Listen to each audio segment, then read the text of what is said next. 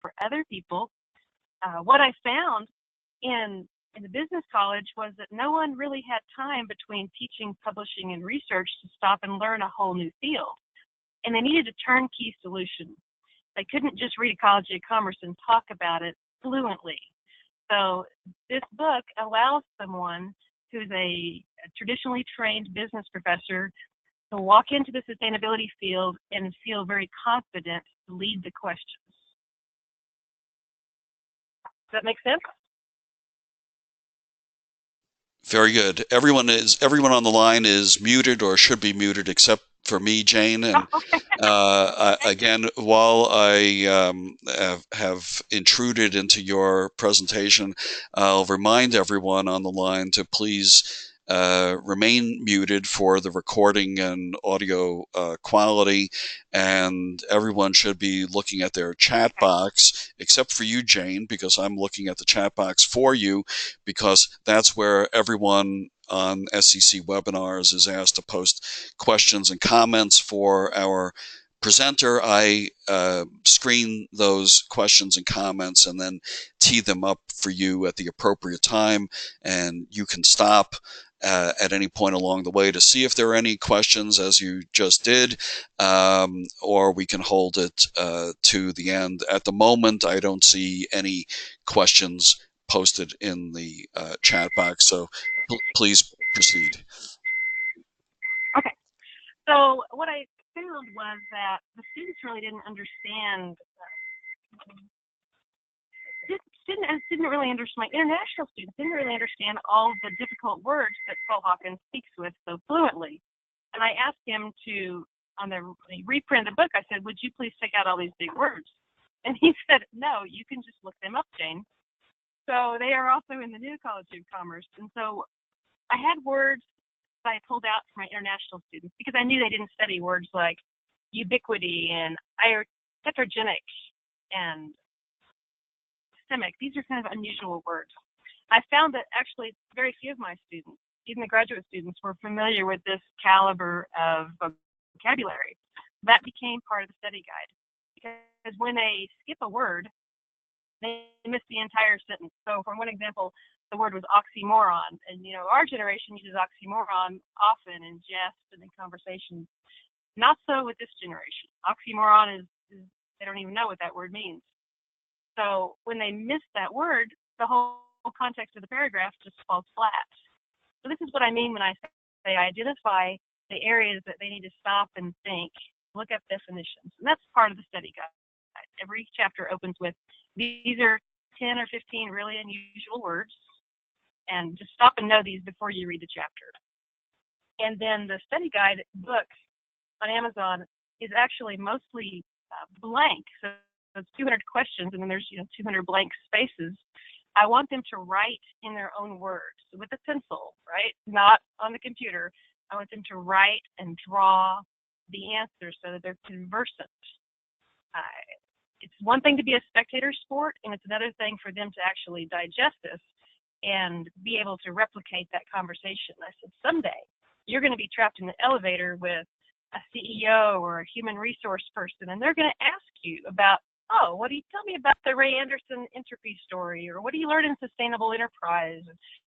I want you to have a canned story already rehearsed that is 60 seconds or maybe 3 minutes even, so that you can speak conversantly. And that doesn't come out right the first time they try it.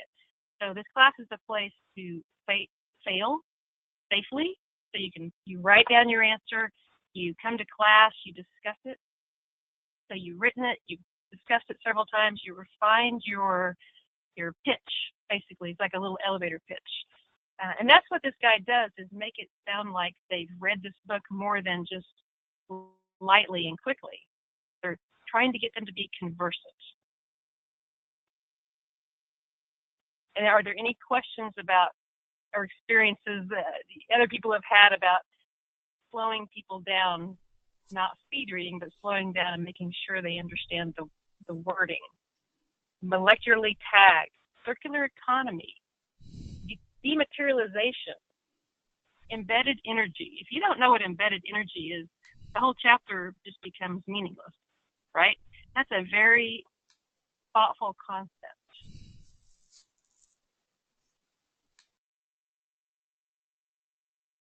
And Ira, you just tell me if there's any questions that pop up there that we need to stop and answer. No questions yet. Also, since you're inviting more interaction, Jane, I'll let people know that if they want to be unmuted to ask you a question, please just type it in the chat box and I can unmute you on my end. But Okay. at the moment, there are no questions or comments in the chat box. Okay. So the story about Ecology of Commerce was it landed on the desk of Ray Anderson at Interface Carpet when he had to do a speech on environmental, and his only environmental policy he had was comply. And he said, you know, that's really kind of the minimal action. All that does is keep you from being arrested or charged with a crime. I comply. It's not really a position of strength or leadership. So one of those employees had this Ecology of Commerce book and threw it on his desk and said, my daughter's reading this in college. I think it will help you write your speech. And he read this book, and it was the first time he'd ever had a business book speak to him about sustainability concepts in a manufacturing business environment. So he gets to the chapter called Death of Birth. And what is death of birth? That is such an unusual chapter. And the chapter is about the loss of evolutionary potential, that we are losing species daily at an extraordinary rate, faster than we've ever lost in the history that we know of this planet. And that, he said, those three words, death of birth, were a spear in his heart. The epiphany moment that changed him from being this corporate, traditionally trained person with no environmental savviness or compassion changed him 180 degrees. And so when I read that story and heard Ray talk about it, I ran back to class and I said, hey, everybody, turn to page 27. Let's read this page together, right? Like, we're going to have an epiphany together. And they all looked at me like, death of birth. Well, that's very interesting, Dr. Talkington. I'm not a different person. And then I realized everyone's epiphany is different. For Ray Anderson, it was the phrase death of birth. That meant something to him. But someone else may not be ready for that. It wasn't their trigger. I realized everyone has a different trigger on what wakes them up from their slumber, right? So, the whole Ray Anderson story just cascades from there, how he became a leader in green building, a classic speaker, and he went the rest of his life speaking, I think, 50 to 100 times a year on this topic of ecology of commerce. He became instrumental in greening up Walmart before they had an official sustainability plan, helping them turn their culture of managers and employees and employee engagement. It all came from Ray Anderson, which came from this book. So I think this book is what I consider a prerequisite for any kind of study. It's almost a book like Ishmael, like Daniel Quinn's book. It's a book that you can read every year and you get something different out of it. So Ecology of Commerce I've read for, 15 years or so. I read it 2 or 3 times a year. And I learn, I'm a teacher, and I learn these things because I'm a different person and I have an evolving, maturing view of what's going on in sustainability. And I get more things out of it every time I read that book. So even as a teacher, it's a book that you don't get tired of. It's a book that I tell my students, if I ever see you sell this book at the bookstore, and you only pay $10 for it, you're going to get $2 back for it. I will reverse your grade and flunk you in this class. You cannot sell this book. You must leave college with this book on your bookshelf. I just require that. And they all laugh. And by the end of the semester, they understand that I think this book is really important. It's the whole book, Ecology of Commerce, is only $10 or $11. My study guide is $10.88. There's just no reason not to keep that as a permanent resource. Okay, Ira, any questions pop up? Um, or topic? at this point, simply a comment from one of our attendees, Matt Polsky, who notes that sometimes key terms have multiple interpretations, and in one of his classes, they recently explored, for example, the very different meanings of positive feedback. Oh, that's a great question, great comment.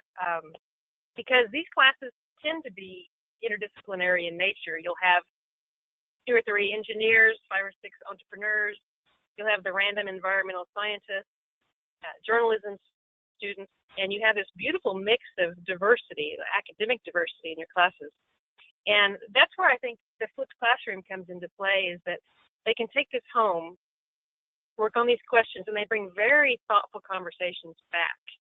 So they're co-creating the class. So when they bring a thoughtful conversation back, they will also bring back, and here's an article I read in the magazine, and this kind of relates to what we talked about last week, and they're amazed that they can make these connections with what's going on in the world to what we're reading in this book.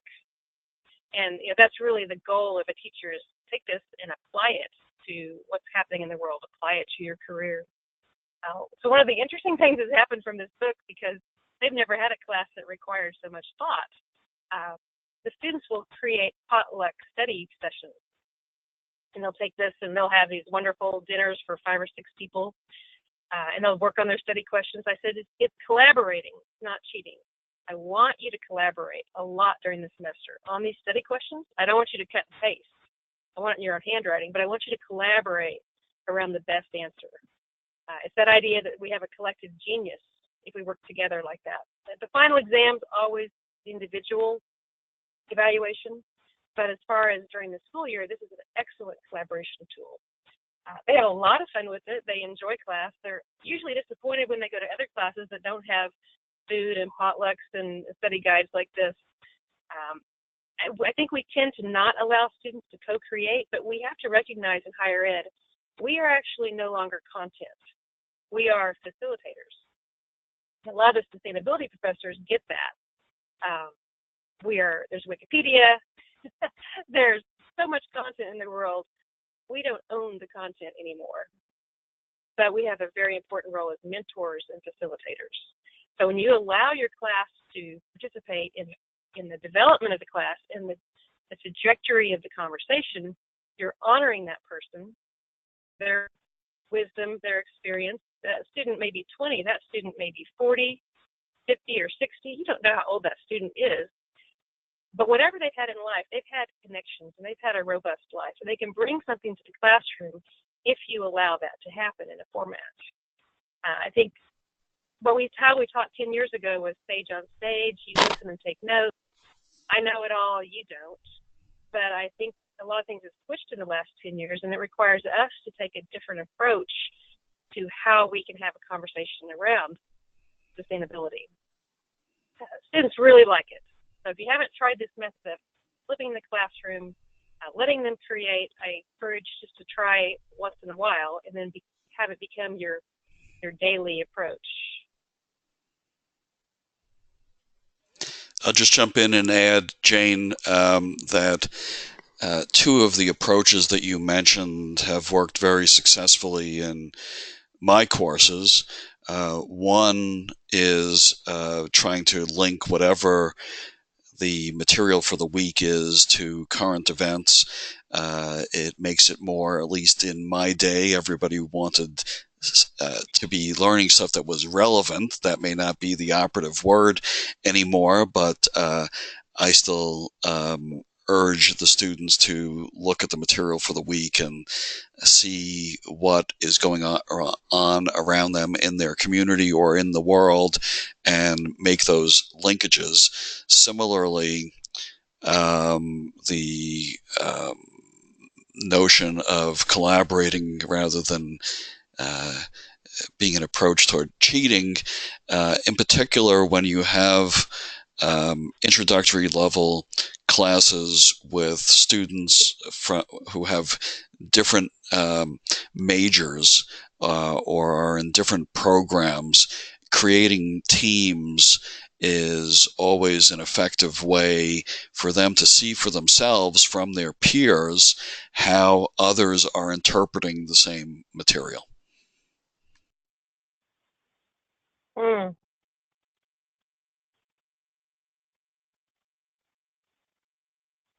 Yeah, we see a huge push in relevance here at Wichita State because we're an applied campus, applied innovation, a lot of internships, and it just does not connect to the outside world. If it's a textbook, it just has no interest to students. That's why this Ecology of Commerce in the study guide is written with real world examples, and it ties into what's happening yesterday, today, tomorrow. It's, this generation, this traditional 18 to 22, they care deeply about the future, right? This is the world, and they're figuring out, they're inheriting a pile of problems. This particular class, I really like it because the first day class, I tell people, you're going to go through stages of grief here. You're going to go through denial, and then depression and paralysis, and then you're going to come out of this class by the end that you'll feel empowered and able to do something. But when we start reading the Hawken book, they always say, well, this can't be true. And I go, maybe you're right. Maybe you should go check all the facts. This guy could be some crazy guy. We don't know who this Hawken guy is. Let's check the facts and get back to me. And they come back and they go, holy mackerel, all the stuff he says is true. I checked out all these facts. And I said, yeah, it is true. But always check, right? Don't ever believe a textbook. Always go check for yourself. And they come back and they say, well, I'm mad this week. And I go, yep, you're right on schedule to be mad. I'm mad because nobody ever told me. None of our politicians, none of our leadership, no one told me. And I said, some of this accountability falls on you. You have the internet. You can read widely. So maybe you should start doing that. Second, your politicians, you're not going to vote for them if they tell you the truth. So, get past that. And then be accountable, educate yourself. And so they go, after they're denying it's happening and then they're mad, then they come into this, oh my gosh, there's so many problems, right? And they go into this depression and paralysis. And they stay there for at least 2 or 3 weeks because they keep reading and it's like bad news, more bad news, more bad news. And then we start looking at good stories and what can you do? What did Ray Anderson do? What did Lyft Car do? What did Procter & Gamble do? What are people doing? What's the circular economy? What are the answers? What is your part in that? So there's a great quote out of Hawken's article a few years later that says, what a great time to be alive. This generation gets to completely remake the world.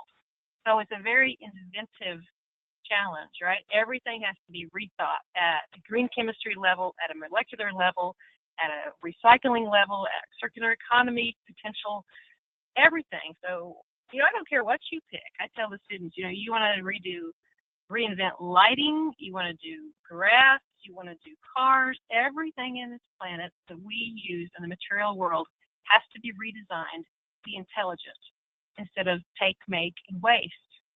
And they're like, wow, there's so much work to do. And I go, yeah, isn't that great? You've got 40, 50 years ahead. Take a problem, start working on it. So I think it's that hopefulness, right, that pulls people out of their funk that they go through and they get all this bad news at one time. And they leave the class energized by they found a way to do what they can where they are. Maybe that means they pass a green tax, they get sustainability on campus, they collaborate with industries wanting to learn more about this through internships. Yeah, that's what we want to see is a student go from just being a spectator in the classroom and devouring what's going to be on the test next week to applying it in their daily life and using it in their future career. That's what I measure is a successful class. You can do that because you only have them for 16 weeks. So what are you going to do for 16 weeks that's going to stay with them the rest of their lives? That's why I think this book is so important, and I think it opens the door up to other fields they want to go into. So once you understand the big picture at 50,000 feet, how all these systems are connected, the water, the soil, the manufacturing, the business, the economy, the policy, and then they can back off and say, now I'm going to go deep in one area. I think I like green chemistry. That's my deal. Everyone finds their own area they gravitate towards based on having a survey of all the problems. I would always compare it to a jigsaw puzzle. You get to see the jigsaw puzzle all at once when you read this book, The Ecology of Commerce, and then the puzzle becomes fragmented again, and you choose what you're going to work on. Everyone's going to work on something different in life. And another thing I think this book does, and this class gives an opportunity to speak about, is ethics. So I call it a sustainability ethic, because it's a conversation they haven't ever had, either at home or in business. It's just one of those rare things, like they get to the end of the book and they go, this is really a question of what am I willing to do today that I don't screw up things even worse in 50 years? What can I do? Can't solve every problem, but what can I do? And it becomes an ethical dilemma for them. I could make money. I could make a lot of money if I take a shortcut and my product is a little bit toxic and it's not able to be recycled, upcycled, or downcycled. So I make a lot of money doing it. And then they say, but really, I could make 90% of that money and do a good product. And I have to make that choice as an inventor or a CEO. And they realize the repercussions of making that extra money, the externalities, as they call it, have global impact. That's what people have always done, is taken the maximization profit route. And that's got us into the situation we're in now. We try to talk about optimizing, not maximizing a system. You maximize one thing and let 9 things go, you don't have the best possible outcome. So we optimize those 10 things together in a system. And that's where the long-term sustainability can happen. I'll take a break. Entertain any comments. So among the comments that have come in, Jane, supporting your encouragement of your students to reinvent, Matt Polsky commented that real world should allow for visioning of what could be, which is obviously entirely consistent with what you were expounding. Don has weighed in to say, yes, and beyond visioning or envisioning, there needs to be empowered to creatively implement those visions, or at least get on the journey of implementing those visions in the real world. So 2 related comments there for you. Well, I just came out of a Duncan Wardle innovation session. He's a vice president of innovation from Disney World, or Disney Corporation. He was here at Wichita State yesterday, and he taught us powerful phrases like, what if? What if? What if we didn't have to accept the status quo of this insane product that hurts people? What if we thought differently? And the other exercise he did that empowered us was the yes and. Yes, and we can do this. Yes, and we can do that. And these are tools, these are tangible tools you can take into that classroom when you do these visioning ideas. I think part of the time my class teaches me, I'll say, oh, I don't think this corporation can ever be this green thing. And they'll say, no, you taught us every problem can be fixed. It's just a matter of time. And we believe this corporation can rise to this challenge and reorganize. And they encourage me because they have the ability to have some utopian dreaming. I'm going to diverge into utopia for a minute. Back in Emerson's day, every man had utopia in their pocket, a little plan for how to make the world better, society, building, marriage, laws, physical layouts, all kinds of ideas on how to make the world better. And I got to thinking a lot about utopia, thinking that really is what innovation is how can I take what's mediocre or marginal today, and how can I make that better, faster, cheaper, less toxic, more intelligent, more useful, more long-lasting? How can I make it better? And I think if we can give our students the ability and permission to dream in a utopian vein, to believe they can innovate, they can invent a better world, we have the tools. Because we can give them permission and encouragement to do that and a place to have those conversations, they leave very empowered.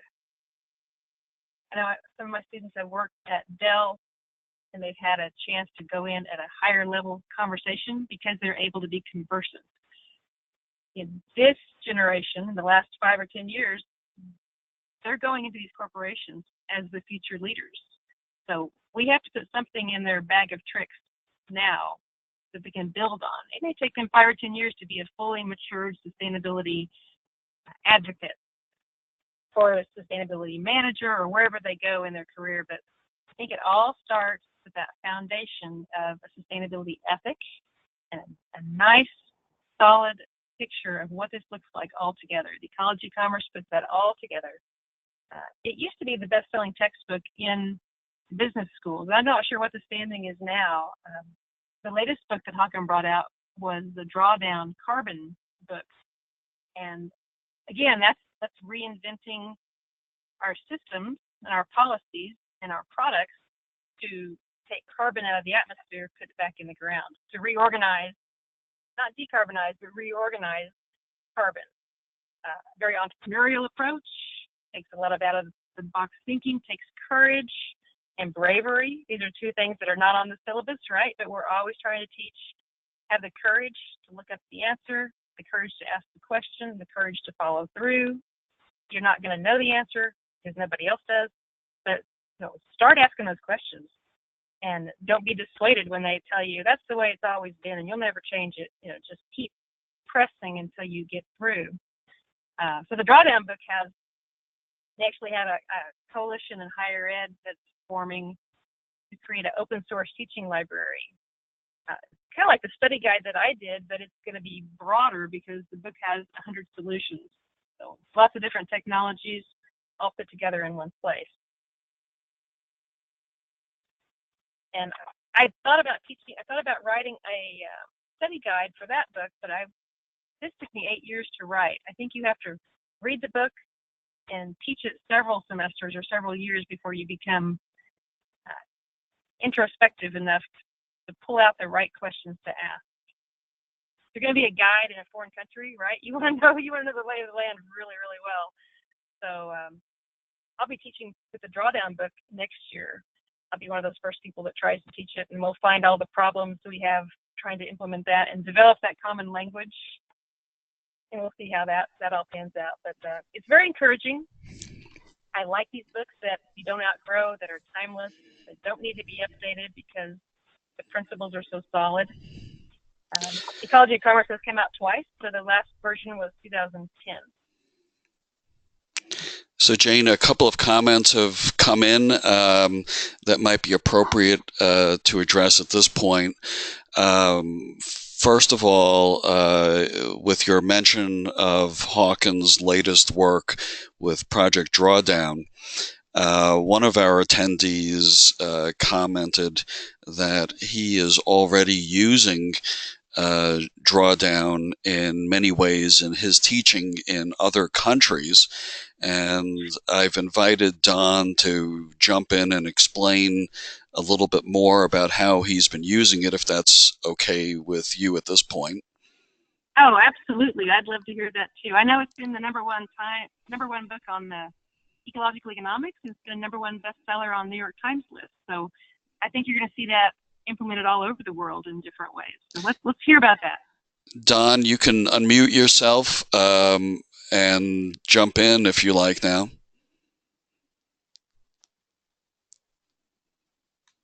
Okay, first of all, Jane, thank you so much for your initiative.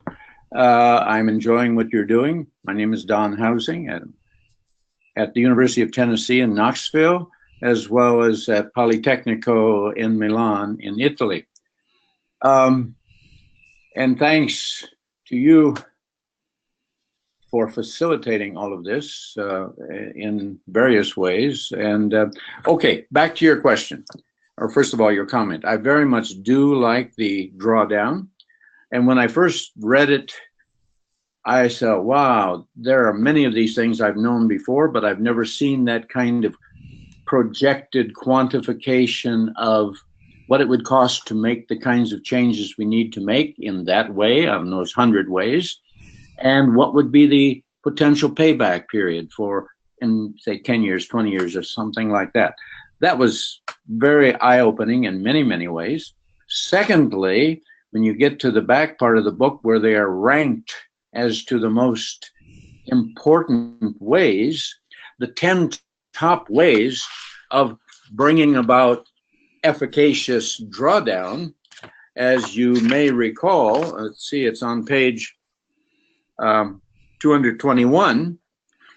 At the top of the list is refrigeration, meaning air conditioning and cooling in general. Who would have thought that that was the most important one? And the thing of it is, with the changing temperatures, we're going to have in many, many regions far more need for cooling. And of course, there's where better design of buildings, better design of cities, integration of forests, et cetera, and green spaces in cities. The next one, wind turbines onshore. Reduce food waste as number 3. My gosh. Plant-rich diets, yes. Tropical forests, but these two, 6 and 7, educating girls and family planning. Now, when you begin to think about the interconnection of those and the fact that we're adding 88 million net Homo sapiens to the planet per year, you can see where that can be a very important part. Then solar farms, silvopasture, and rooftop solar in the top 10. Well, when I began working with students on that and we began to look at what issues are important before they've read the book, then they read the book and they say, oh my gosh. So I find it very, very useful, and I'm using it. I've taught it in several countries already. Oh, awesome. That is wonderful to hear. Are you part of the open source library project they're starting so we can share our best practices and our teaching tools? I haven't become yet, but I'd like an invitation to do so. Hey, you're invited, Don. And by the way, Matt Polsky is one of my students in the Erasmus International Off-Campus PhD program. So Matt, how are you today? I took this book on book tour, and I took it to our sustainability conference, ASHE, and I took it to Net Impact. And I asked all these teachers who are at that cusp of business and sustainability, are you going to teach this? And we get intimidated, right? The more you know, the more you realize you don't know it all. And so, this book is so powerful, the Drawdown book by Hawken, that people go, well, I can't teach 100 of those. I said, yeah, but can you teach 3? Can you teach 6? Can you work up to teaching 15? And what if I could teach 3 and you could teach 5? Then, we've kind of got this potluck approach. What if we team taught it? And I realized very quickly that we had to create an open source library so that, again, anybody can pick up a book and feel comfortable as a teacher.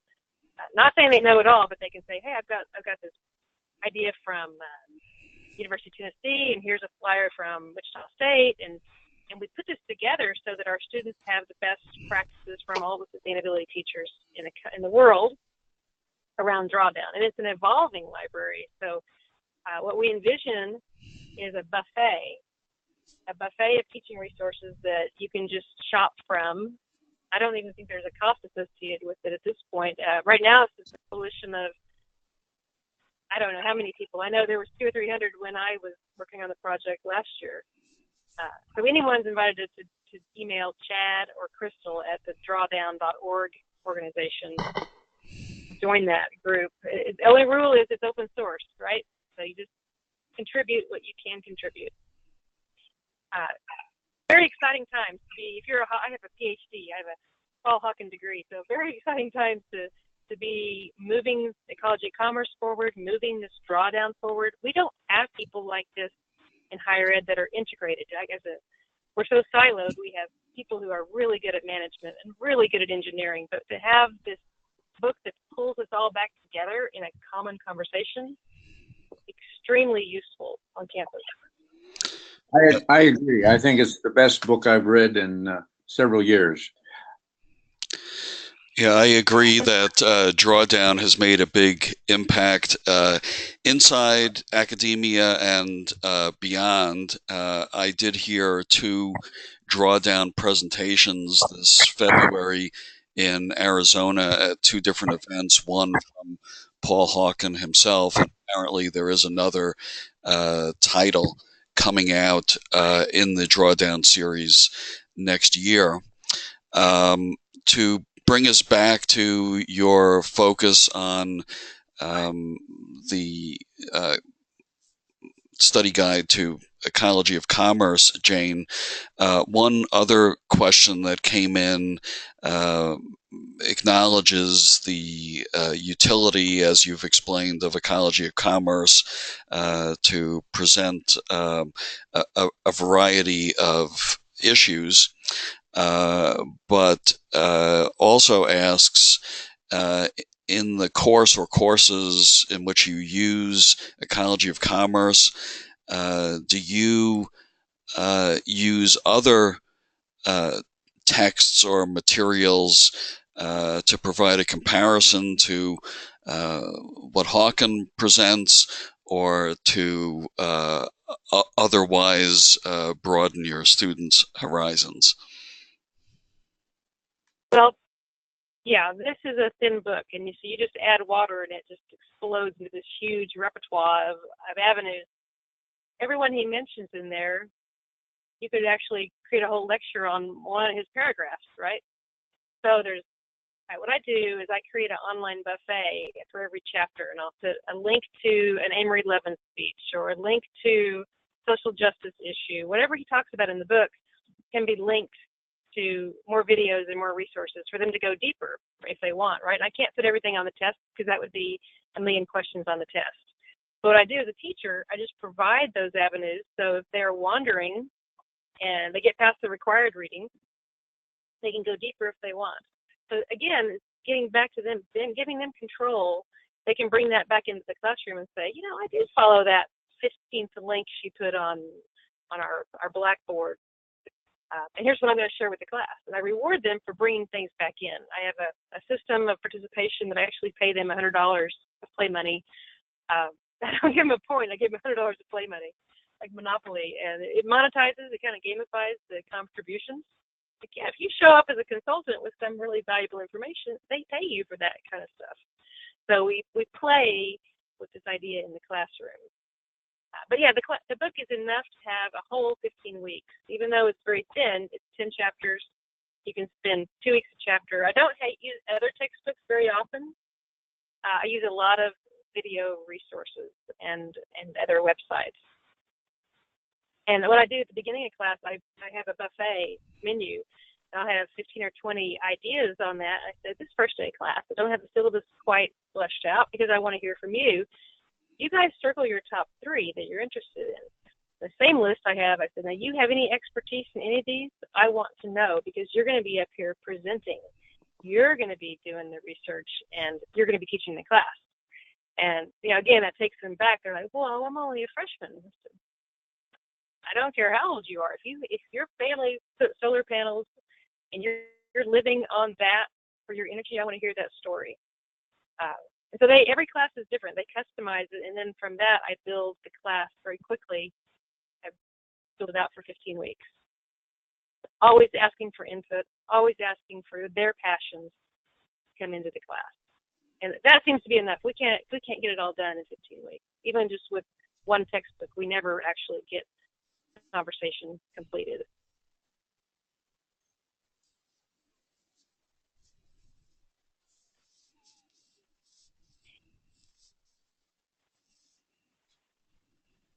The accreditation board for the business schools requires ASCC, requires ASCCB, requires that they have a sustainability component in their business school. And this is very difficult water for business professors to venture into, because nobody likes to feel stupid. You talk to these environmental books and everybody feels immediately humbled and stupid. So this is as much for the professors to come up to speed and build confidence in their ability to teach this subject. But to be accredited, all business schools have to address some kind of sustainability as a separate class or as a module within their existing framework. So this allows someone to sneak it into management, sneak it into marketing, puts a little bit of science back into the business college, which they have to have some science to make business decisions. And the business students tell me, I am here because I don't like science. I don't do science. I've avoided it. I don't want to study science. And I said, guess what? You're in my class. You get to learn science while you're in the business school. Lucky you, because if you're a CEO or any kind of management corporate job, you're going to be dealing with scientists. Commercializations are coming out of green chemistry. You're going to be dealing with toxicity and materials. You're going to have to be savvy about science, or just not be so scared of it. And this is a place where you can ask those basic questions. I like to take a piece of carpet into class. I say, hold up the carpet. And I say, what's this made of? And invariably, out of 100 people, I'm lucky if I can find one person to tell me what carpet is made of. Sometimes I guess wool, but they're shocked to know that's a fossil fuel. What? I always laugh because I think, you walk on this every day of your life. You've never stopped to say, what are the raw materials that go into making carpet? And what are the consequences to using oil to make carpet? And just every day is just a mind-blowing experience in this class. And that's what I'm talking about when I say understanding the science behind the business. That's so important to introduce to business students. And get off that spreadsheet, get off of the numbers, and talk about materials, the consequences, the future. Any comments to that, Ira? Nothing further has come in on the chat box, but I would just add to your comment about helping faculty feel more secure or less stupid, as you said. That is why tools like the study guide you've created for Ecology of Commerce are so important. And why the Sustainability Curriculum Consortium wants to spotlight materials and other tools like that, because the entire rationale for the Sustainability Curriculum Consortium is to support those scores of individual faculty members who have approached me in the hallways of sustainability conferences to say that I'm so lucky because I'm building on a 30-year career as an environmental practitioner and policymaker, and they, in contrast, are winging it.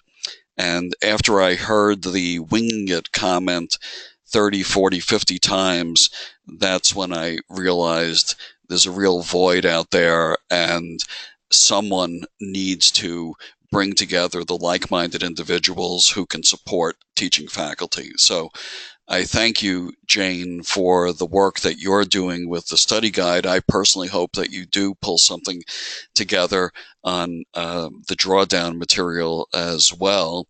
And I'll turn it back to you for some closing thoughts. Well, thank you, Ira. I just want to encourage people, even if you don't teach this book, buy the Ecology of Commerce. It makes you a better thinker, a better instructor in whatever field you have. And I think our key to moving sustainability forward is the sharing economy, collaboration around our teaching materials, our best practices. Telling what doesn't work is as important as telling what does work. And I've encouraged people who read this book to email me more questions or comments or ways to make it better. I know the drawdown book has gone through, I don't know now, 20 or 30 printings. And the copy that I bought the first week is not the copy on the stand now. They're constantly updating these words. It's not even the second edition yet. They're just constantly updating. So I'm very excited we have this real-time environment of people like you and me and Hawken and really committed to advancing the conversation. Very important field. I can't thank you enough, and thank everyone on the webinar to stay in the conversation with us. Thank you, Jane, and thank you all for joining the webinar today. The recording will be posted shortly on the SCC website. please be in touch with me directly for any questions you may have about the other SCC activities I highlighted in my opening remarks, the upcoming cohorts, the faculty conference, and other webinars. With that, we're signing off for today. Thank you all.